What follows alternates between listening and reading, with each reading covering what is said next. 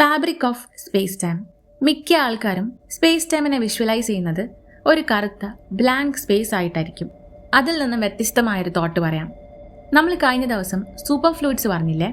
ഒരു റെസിസ്റ്റൻസും ഇല്ലാതെ സീറോ വിസ്കോസിറ്റിയിൽ ചുമരിലൊക്കെ വലിഞ്ഞു കയറാനും പാത്രത്തിലൂടെ ലീക്ക് ചെയ്യാനൊക്കെ പറ്റുന്ന മാറ്ററിന്റെ phase. So that is a hypothesis that നമ്മുടെ ഫാബ്രിക് ഓഫ് സ്പേസ് ടൈം ഒരു സൂപ്പർ ഫ്ലൂയിഡ് ആയിരിക്കാമെന്ന്. The logic is very simple.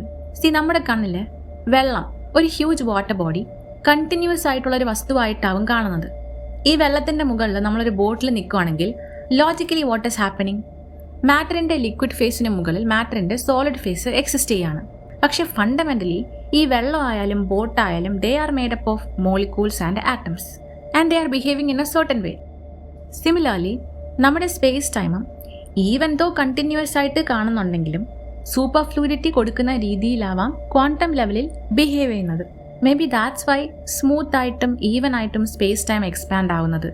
Space ടൈമിലെ റിപ്പിൾസ് അല്ലെങ്കിൽ ഗ്രാവിറ്റേഷണൽ വേവ്സ് സൂപ്പർ ഫ്ലൂയിഡിറ്റിയിൽ നിന്നാവാം ഉണ്ടാവുന്നത്.